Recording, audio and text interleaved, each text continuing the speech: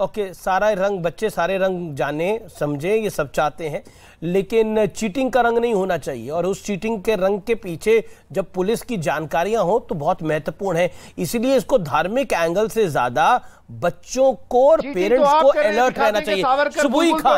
सुबुई Khan and Sumaiya Rana, देखिए हैदरी साहब, I will give you enough time.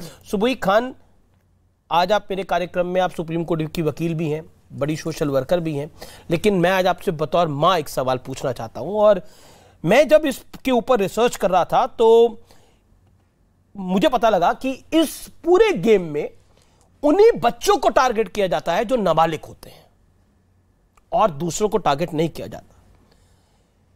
आप काम करती हैं, एक वर्किंग वुमेन है, ऐसी कई लोग होंगे, आपके पास उतना समय तो नहीं होता कि आप अपने बच्चों को पूरे टाइम मॉनिटर कर सके, लेकिन अब गेम खेलते हुए बच्चे पे भी चेक रखना क्या वाजिब है?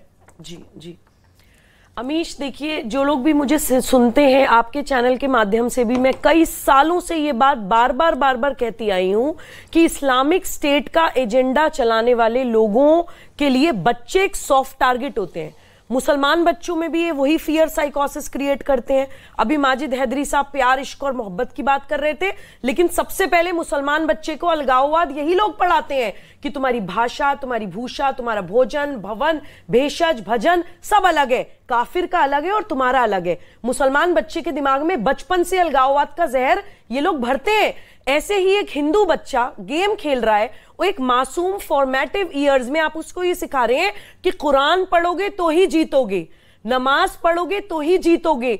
ये जो छाप उस बच्चे के दिमाग में पड़ जाएगी, उसको आप कुछ भी कर लीजिए, आजीवन उसको मिटा नहीं पाइएगा। मैं एक उदाहरण देकर बार बार बताती हूं। मेरे पास एक रॉटवाइलर है अमीश, जब वो छोटा था तो उसको एक अखबार फोल्ड करके गलती करता था ना, उसके नाक पे हम मारते थे। आज वो इतना बड़ा हो गया है कि वो लोहे की जंजीर भी तोड़ सकता है, लेकिन वो आज भी अखबार से ही डरता है। ये होती है बचपन की फॉर्मेटिव ईयर्स में जो छाप छोड़ी जाती है, वो पूरे आजीवन वो साइकोलॉजिकल बैगेज बच्चा लेकर चलता है।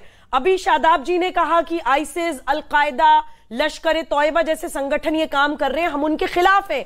सिर्फ लिप सर्विस देने से नहीं होगा शादाब जी, वो ये काम अगर कर रहे हैं तो कैसे कर रहे हैं, उनका मोडस ऑपरेंडी क्या है, कैसे वो आज तक सक्सेसफुल हुए हैं। क्या उन्होंने कभी आक्रमण नहीं किए, या उन्होंने भारत में डेमोग्राफी इंबैलेंस नहीं किया कि कहीं पे मुसलमानों की संख्या बड़ी कर दी, उसके बाद हिंदुओं को पलायन करने पे मजबूर कर दिया। कश्मीर फाइल्स को आप क्रिटिसाइज कर रहे थे, यही तो दिखाया गया था, असली घटनाएं तो दिखाई गई थी, कश्मीरी हिंदुओं को कैसे निकाला गया था। ये लोग फिल्मों में गैंगस्टर, माफिया, आतंकवादियों को हीरो दिखाते हैं ताकि हिंदू लड़कियां या इवन मुसलमान लड़कियां आतंकवादियों की तरह, गैंगस्टर्स की तरफ अट्रैक्ट हो। ये लोग लव जिहाद करते हैं, 7-8 चेहरे बदल बदल के लव जिहाद करते हैं। ये लोग बच्चों का ब्रेन वॉश करते हैं, जैसे अभी मैंने उदाहरण दिए। लेकिन अभी ये कहानी पर आते हैं, ये अभी बताना इसलिए जरूरी है क्योंकि जब इन लोगों से ये कहा जाता है कि जी एनआरसी का साथ दे दीजिए, बहुत सारे घुसपैठिए, बांग्लादेशी, रोहिंग्या देश में घुसा दिए गए अराजकता फैलाने के लिए, तो ये लोग एनआरसी का विरोध करते हैं। जब हम कहते हैं यूनिफॉर्म से, ठीक है, होल्ड ऑन, उसका भी विरोध करते हैं। एक सेकंड, सुमैया राणा के पास मैं जाना चाहता हूं, फिर मैं आपको बताऊंगा। सुमैया राणा, देखिए, ये सवाल इसलिए जरूरी बन जाता है कि छोटे बच्चों को टारगेट किया है, और पुलिस की थ्योरी कह रही है कि पिछले 2 साल से ये गैंग एक्टिव था, जो सोर्सेस के हवाले से खबर है। क्या आपको लगता नहीं है it is a very very big threat, serious threat?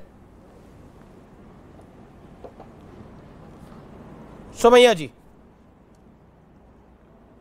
बिल्कुल अमीर जी, ये आपने जितनी बातें करी और यहाँ पर बैठे हुए जो पैनलिस्ट ने बातें की हैं, उन सारी चीज़ों का मैं जवाब एक एक करके दूंगी। सबसे पहले आपके सवाल का जवाब इस तरह देती हूँ मैं कि आप कह रहे हैं ये थ्रेट हो सकता था, एक सीरियस गंभीर मुद्दा भी हो सकता था, लेकिन इसको जिहाद लफ्ज दे के आपने साबित कर दिया कि इसको आप किसी एक कम्युनिटी विशेष के साथ जोड़कर देख रहे हैं, और अगर वो कम्युनिटी विशेष उस पर अपनी सफाई दे तो फिर आपको लगता है कि इस सीरियस मुद्दे पर हम हिंदू मुसलमान कर रहे हैं या हम उसको भटकाने की कोशिश कर रहे हैं। मैं यहाँ पर बैठे अपने संत महात्मा भाई और सुबुई खान दोनों से एक सवाल करना चाहती हूँ। बहुत देर से मैं सुन रही हूँ हमारी संस्कृति, हमारा देश, इसकी सभ्यता, सारी चीजें सुनाई दे रही हैं मुझे, तो मुझे एक बात का जवाब ये दे दीजिए कि ये संस्कृति, सभ्यता हमारे देश की बेटियों का सम्मान तब कहाँ चला जाता है जब देश का एक बड़ा वर्ग समझ जाइए मैं किस वर्ग की बात करूं। एक बड़ा वर्ग लिव इन रिलेशनशिप का स्वागत करता है जब उस पर फैसला आता है। बड़े शर्म की बात है उस देश में जो हमारी संस्कृति, जहां पर्दा, हिंदू महिलाएं हमारी बहनें वो घूंघट करती हों, मुसलमान बहनें हिजाब और पर्दा करती हों, यहाँ तक कि क्रिश्चियन बहनें जो हैं वो अपने सर पे वेल डालती हों, वहां पर लिव इन रिलेशनशिप जैसे को यहाँ पर मान्यता मिलती है, तब किसी की कोई नहीं छटपटाता है। जब टीवी चैनल्स पे जब तमाम ऐसे बहुत से सीरियल आए, मेरे फ्रेंड गणेशा और उसके बाद छोटा भीम और इस तरीके की तमाम ऐसी चीजें आई जो एनिमेटेड भी रही हैं, जो हिंदू धर्म की दिखाई जाती हैं, उस पर किसी ने उफ नहीं किया। सब बच्चे आराम से मनोरंजन करते हैं, किसी ने उसको किसी चीज से नहीं जोड़ा। लेकिन क्योंकि आपको छोटा भीम और माय फ्रेंड गणेशा क्या वो ये कह रहे थे कि आपको अपना धर्म छोड़ देना चाहिए और दूसरे धर्म में आ जाना चाहिए? क्या वहां पर चीटिंग हो रही थी? क्या बेवकूफ बनाया जा रहा था? इस वाले मैटर में चीटिंग हो रही थी, बेवकूफ बनाया जा रहा था?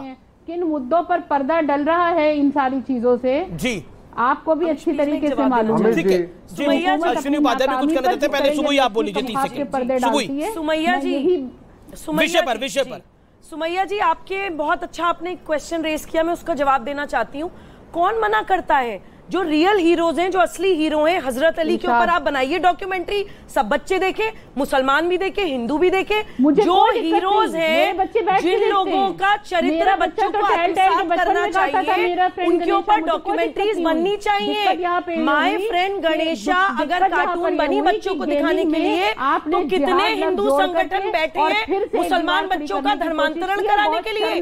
मुसलमान बच्चों को ब्रेन वॉश कर करके वो बुला रहे हैं और बुला रहे हैं अपने पास, और कितने वो कन्वर्ट करा रहे हैं। लेकिन यहाँ पर दोनों महिलाओं से मेरा निवेदन है, एक साथ बोले। अमीश अभी कुछ दिन पहले, अमीश कुछ दिन पहले आवाज कम करवा दीजिए। कुछ दिन पहले अमीश ऐसे बात नहीं, अल्लाह को राजी करने के लिए राह पर मुझे जिहाद करना पड़ता है, मैं करती रहूंगी। लेकिन जिस जिहाद की डेफिनेशन जो आप समझते हैं, ना तो वो जिहाद है और ना उसके कोई इस्लाम उसकी पैरवी करता है। सुबई ओके सुमैया जी, अब आपने सुमैया, मेरा हम्बल रिक्वेस्ट है सुमैया जी, सुमैया मेरा निवेदन है आपसे कि आप अपनी टर्न पे बोले, सुबह अपनी टर्न पे बोले। सुबह अब आपके 30 सेकंड। अमीश कुछ दिन पहले मैंने खबर पढ़ी थी कि एक हिंदू बच्चा अपने घर में जिम के बहाने से बाहर निकलता था 5 टाइम, और जब उसके घर वालों को शक हुआ और उसका पीछा किया तो वो नमाज पढ़ने जाता था मस्जिद। हो सकता है कि ये भी उसी गैंग का शिकार हो बच्चा। एक बच्चा धर्मांतरण कैसे कर सकता है? इतनी छोटी उम्र में बच्चे को यह भी समझ नहीं आता कि पंथ का, रिलीजन का मतलब क्या होता है। इसका मतलब कहीं ना कहीं उनकी ब्रेन वॉशिंग करके, उनका माइंड कंट्रोल करके उनको जबरन धर्मांतरण कराया जा रहा है। होता है बड़े से लेके छोटे तक। बंगाल में दुर्गा पूजा में पार्टिसिपेशन होता है, लेकिन बचपन से स्कूलों में सरस्वती माँ वंदना के वक्त में दुर्गा पूजा के पंडाल सरेआम लगते हैं, सबका स्वागत होता है। आप बार बार कह रही हैं मैडम सुमैया जी, आप कह रही हैं कि दुर्गा पूजा के पंडाल लगते हैं, माय फ्रेंड गणेशा सीरियल बना, छोटा भीम कार्यक्रम बना, किसी ने ये नहीं आपको बोला कि आपको फलानी चीज जिता दी जाएगी, आप ये चीज पे काम करिए। यहां पर धर्मांतरण का मामला सामने आ रहा है, एक लोकल मौलवी को अरेस्ट कर लिया है। यहां पर वहां पर कोई चीटिंग नहीं थी। दुर्गा पंडाल में आप जा रहे हैं, दुर्गा पंडाल को ही जान के, वहां पर आप कोई गेम के पंडाल में नहीं जा रहे थे जहां पे आपको मां दुर्गा के दर्शन हो रहे थे। माय पॉइंट इज दिस, मैं ब्रेक ले रहा हूं, लेकिन इस मामले पर नेशनल लेवल के ऊपर बहुत बड़ी कहानी आ रही है। मैं ब्रेक के बाद वापस आ रहा हूं, क्योंकि ये जांच का दायरा बढ़ता जा रहा है और 2 साल से ये पूरा रैकेट चल रहा था, जो सोर्सेस इस समय बता रहे हैं।